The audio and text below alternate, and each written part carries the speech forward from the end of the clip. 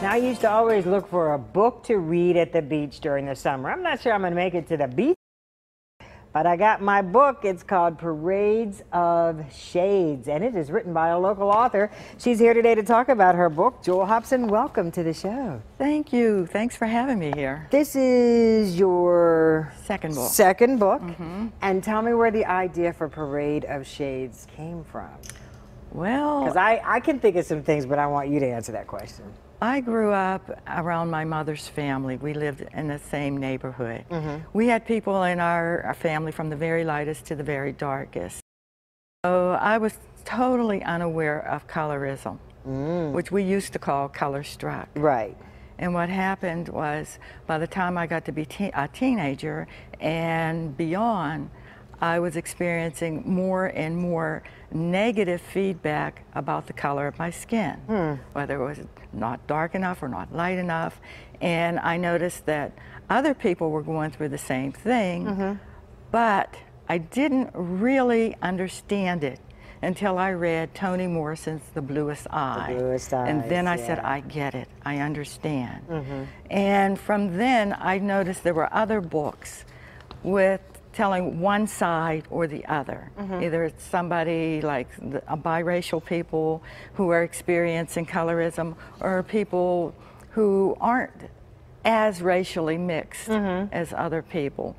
And I thought there should be a book telling both sides of the story, because what we need is to communicate with one another, and perhaps if there's a book club or something, this would be a good basis to get started. A good conversation, on a discussion. Piece. Absolutely. Yes, because what is happening is somebody of one color, of one shade, is bringing their bad experiences, and somebody of another is bringing their bad experiences. They get together and they react negatively towards one another, and that really should stop. And a lot of times we don't even know that that's what we're bringing to the table. Exactly, exactly. So this is not necessarily autobiographical.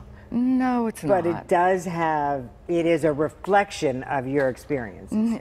Well, it is an autobiographical. My mother never left our family. Right. Okay. Yeah, what do you say right off the bat? Let's start there. Yeah. Yes.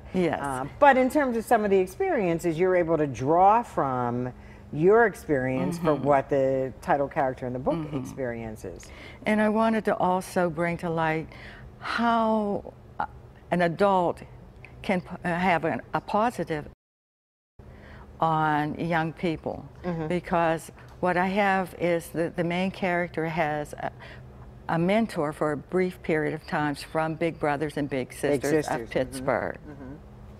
And again, sometimes we don't understand the value, the benefit of having a mentor or a mentor type in our lives. Yes, because this mentor helped her deal with the loss of her mother, and it helped her deal with realizing and acting on her ambitions and begin to understand colorism better.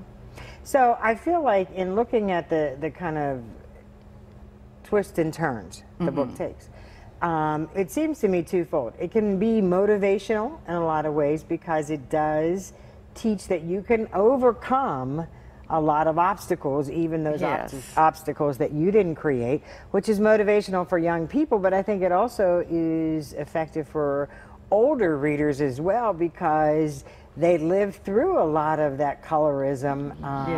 And it creates deep wounds. I don't want to make people think that it's a book for young adults, because it does follow her life until she's in her 30s. And she experiences the things that adults experience. Okay, all right. So then I'll stand corrected on that. Although, not necessarily a book for young people. Some of our young people know more than we. Oh yes, they can. More than we think. Exactly. Something that they could understand and relate to, but it's not just for them. Oh, okay. No, I didn't think that at all. Okay, how do folks get Parade of Shades? Pardon me? How do they get the book? They can get the book on any popular online bookseller. Okay. Amazon, Barnes & Nobles, Goodreads, Okay. anyone that's popular. Okay. And you have a website as well, correct? Yes, I do. And that is JewelHopson.com. JewelHopson.com. Yes. And, you know, we're seeing a resurgence in some bookstores. I'm guessing it would be beneficial as well for some folks to go into their local bookstore and say, hey, we want parades of shades. You can get them to order it for you, and it would be sent directly to your home. Okay, all right.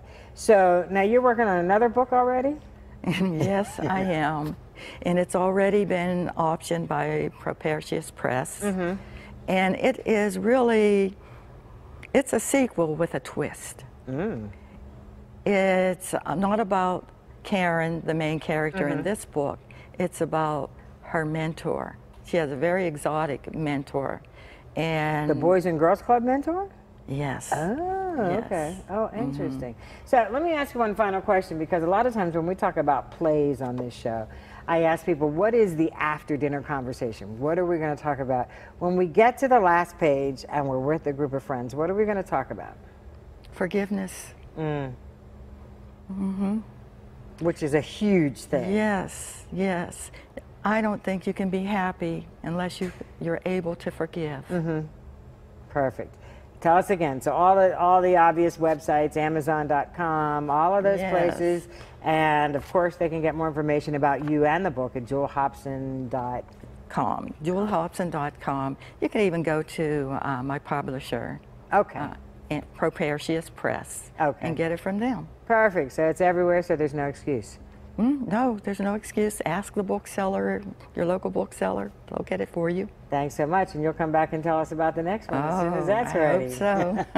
Thanks for joining us today. Thanks. We'll take a commercial break. When we come back, we're going to talk about the 10th anniversary of the Shine Award. So don't go away. When the Lynn Hayes Freeman Show continues.